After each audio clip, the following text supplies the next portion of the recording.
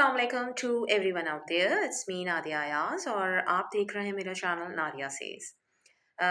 आप लोगों से डिस्कशन होता रहता है, यूएस वीज़ा प्रोसेसिंग के हवाले से भी बात हुई और फिर यूएस में आपका जो ट्रैवल प्लान होगा किस तरीके से एग्जीक्यूट करेंगे आप, होटल एयर टिकट्स की बुकिंग। दैन यूएस में शॉपिंग के हवाले से भी मैंने डिस्कशन किया कि आप इकोनॉमिकल और बजट में रहते हुए शॉपिंग किस तरीके से कर सकते हैं। आज कुछ हम दोबारा से B1 B2 वीज़ा के हवाले से कुछ डिस्कशन करेंगे, जिसमें लोगों की डिफरेंट क्वेरीज थी और उनको हम जो है वो उसको सॉर्ट आउट करेंगे। सबसे पहले कुछ लोगों ने ये पूछा कि जो DS-160 फॉर्म होता है उसमें एक ऑप्शन होता है कि जी, एक क्वेश्चन होता है कि आपके कोई रिलेटिव वहाँ पे रहते हैं, तो उसमें आप सिर्फ जो आपके ब्लड रिलेशंस में होते हैं, जो इमीडिएट रिलेटिव होते हैं, सिर्फ उनको मेंशन कर सकते हैं और उनमें आते हैं आपके सिबलिंग्स या आपके पेरेंट्स। लेकिन अगर आपके कोई अंकल आंट, मतलब चले उर्दू में उसको हम एक्सप्लेन कर देते हैं कि चचा, फूफी, ताया, खाला, मामू, कोई खालाजाद भाई, कोई चचाजाद बहन, व्हाटएवर, जो आपके फर्स्ट कज़न, सेकंड कज़न्स, ये अगर रह रहे हैं तो you need not to mention that, ठीक है? आप सिर्फ ब्लड रिलेशंस को मेंशन करेंगे जो कि आपके भाई, बहन और माँ-बाप होते हैं। अच्छा, दूसरी बात ये हो जाती है, और माँ-बाप तो ऑब्वियसली अगर फॉर इंस्टेंस माँ-बाप हैं ही वहाँ पे, तो बच्चे यहाँ पे क्यों होंगे? सबसे बड़ी बात ये, ठीक है ना? अमूमन यही होता है कि भाई या बहन बाहर होते हैं और आप उनको जो है वो DS-160 फॉर्म में उस क्वेश्चन में जहाँ पे ये पूछा जा रहा था कि आपके कोई इमीडिएट रिलेटिव्स रहते हैं, तो आप वहाँ मेंशन कर देते हैं।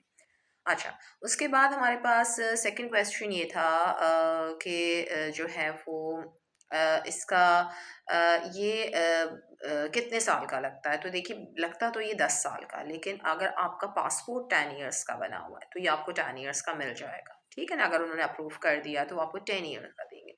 लेकिन अगर आपका पासपोर्ट 5 ईयर का है, तो फिर वो सिर्फ़ 5 ईयर का ही लगेगा, ठीक है ना? वो तो ऑब्वियसली एक अंडरस्टूड सी बात है।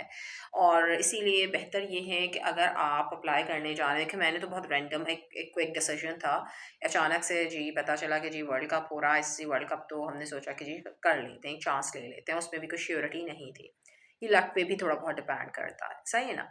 तो लेकिन अगर आप माइंड बना के और प्लानिंग के साथ करना चाह रहे हैं, तो फिर आप जो हैं वो अपना 10 साल का पूरा पासपोर्ट बनवाइए और फिर जो है वो अप्लाई कीजिए, ठीक है?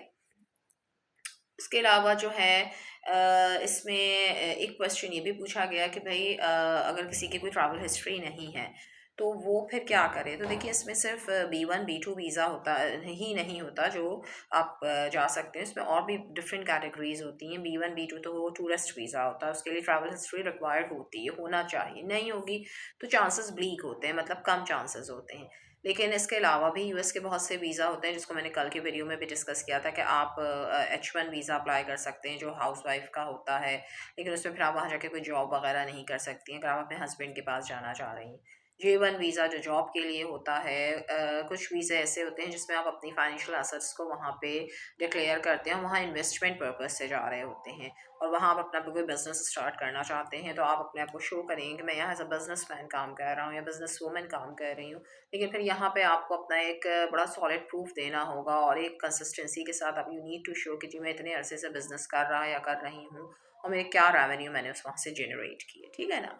और स्टूडेंट वीज़ा होता है, अगर पढ़ाई के लिए जा रहे हैं, तो बहुत से ऑप्शंस होते हैं जिन पे आप काम कर सकते हैं या कर सकती हैं अगर आपको आपका B1 या B2 वीज़ा रिजेक्ट हो गया। अच्छा, दूसरी बात ये है कि कुछ लोगों ने ये भी पूछा कि जी अगर हमारा वीज़ा रिजेक्ट हो गया तो हम कितना टाइम लगता है हमें रीअप्लाई करने में?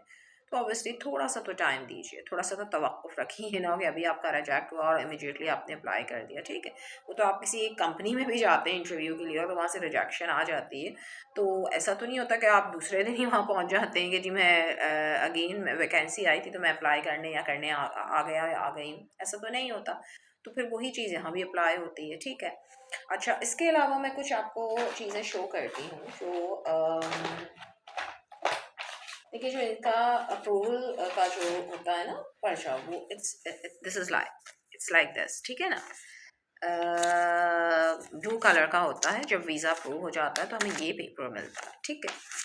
और इसमें पीछे उर्दू में भी लिखा होता है और इंग्लिश में भी लिखा होता है। अच्छा, एहतियातन जो आप मैंने तो बहुत अपने डॉक्यूमेंट्स बड़ा सेफली रखती हूँ, तो जो आपकी रेसिप्ट थी होती है, जिससे आपने फ़ीस पे की होती है, यूएस वीज़ा फ़ीस, तो उस रेसिप्ट को भी हमेशा संभाल के रखिए, ठीक है। जब फर्स्ट टाइम आप ट्रैवल कर रहे हो यूएस, तो आप अपने इन डॉक्यूमेंट्स को संभाल के रखें, बल्कि कोई मसला नहीं है, इसमें कोई हर्ज नहीं कि अगर आप उनको रख लें एक जगह, अपना प्रॉपरली एक जगह। और इसके अलावा मैं आपको दिखाती हूँ कि इसमें जो है वो क्या क्या चीज़ें होती हैं। ये जनाब ट्रैवल करते वक्त आप फर्स्ट टाइम ट्रैवल कर रहे हैं तो एफआरसी ज़रूर निकलवा लें, ठीक है। नादरा से बन जाता है, फैमिली रजिस्ट्रेशन सर्टिफिकेट होता है। कुछ मुल्कों में रिक्वायर्ड होता है, कुछ में नहीं होता, लेकिन फॉर द सेफ साइड रख लीजिए एफआरसी, ठीक है। इसको फैमिली रजिस्ट्रेशन सर्टिफिकेट कहते हैं। MRC की ज़रूरत नहीं है, MRC मैरिज रजिस्ट्रेशन सर्टिफिकेट होता है। इफ़ यू हैव FRC, सो वो एल्गोरिथम शो कर रहा होता है कि हाँ जी, ये they are the part of this family, so there is no need for MRC, सही। और इसके अलावा मैं आपको बताती हूँ, ये चीज़ें बड़ी ज़रूरी होती हैं जो लोग हमेशा ओवरलुक कर जाते हैं, फिर वहाँ एयरपोर्ट पे खड़े होते हैं कि जी हमारे पास तो डॉक्यूमेंट पूरे नहीं है, ये नहीं है, फला नहीं है। आप अपने जो पासपोर्ट का जो पहला पेज होता है, उसकी हमेशा फ़ोटोकॉपी करवाया पहले, और एक पेज होता है जिस पे साइन की हुई होती है, ठीक है ना, उसको आप ज़रूर उसकी फ़ोटोकॉपी करवाएं।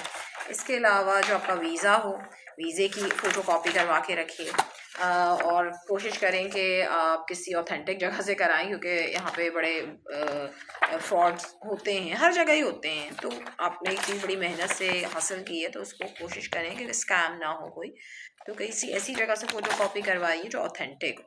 वीज़े की भी कॉपी होनी चाहिए। पासपोर्ट का मैंने बता दिया, पासपोर्ट का जो पहला पेज होता है जिसमें आपकी साइन होती है, वो लेट मी शो यू, वो कहाँ पर होता है।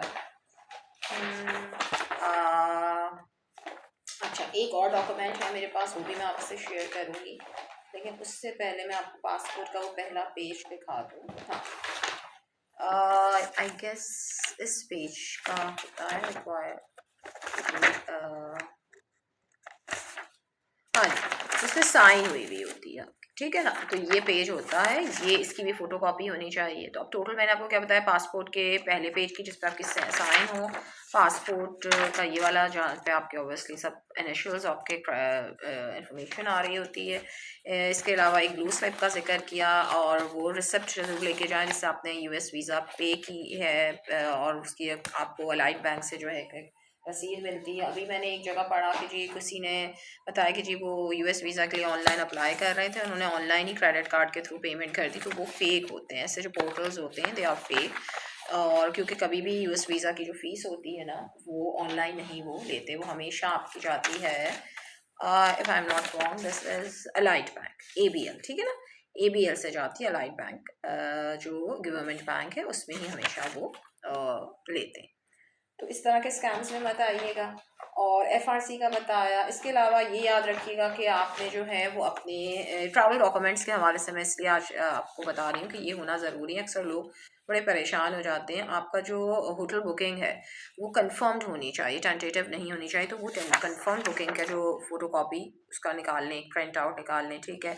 उसका होटल वाउचर्स होने चाहिए आपके पास। सॉरी, ये मैं आपको दिखाई थी एयर टिकट्स की बुकिंग। होटल वाउचर्स की जो बुकिंग है वो भी आपके पास एक कॉपी होनी चाहिए। एक एक बंदा, मतलब जितने लोग ट्रैवल करें, अपनी अपनी कॉपी रखें, क्योंकि इमिग्रेशन ऑफिसर के पास तो आप इंडिविजुअली जा रहे होते हैं ना, तो अक्सर कभी जिना टर्मिनल पे वो आपसे मांग लेंगे, हो सकता है GFK पे मांग लें, तो फॉर द सेफ साइड रख लेनी चाहिए।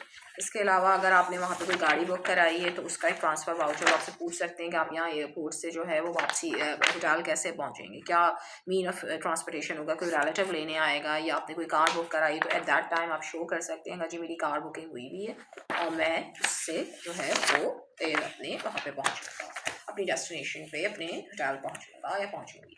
अच्छा, अपॉइंटमेंट कंफर्मेशन का ये होता है एक पर्चा।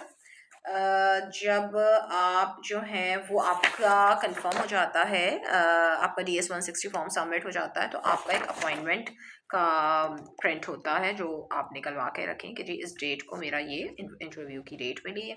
ये पर्चा आपको दिखाना होता है कॉन्सुलेट या एम्बेसी में। अगर इस्लामाबाद में तो एम्बेसी में जाएंगे, कराची में तो कॉन्सुलेट है।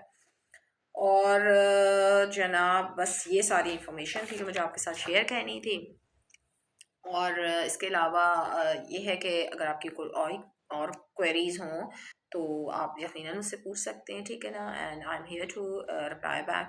लेकिन अगर किसी ट्रैवल एजेंसी के थ्रू आप करवाना चाह रहे हैं तो ऑथेंटिक ट्रैवल, आजकल बहुत एड्स चल रहे हैं कि जी यूएस का टूरिस्ट वीज़ा लगवा लें, लेकिन किसी ऑथेंटिक ट्रैवल एजेंसी के साथ आप जाके ये काम करवाइए और उनके सबसे पहले रिव्यूज़ चेक किया कीजिए, ठीक है।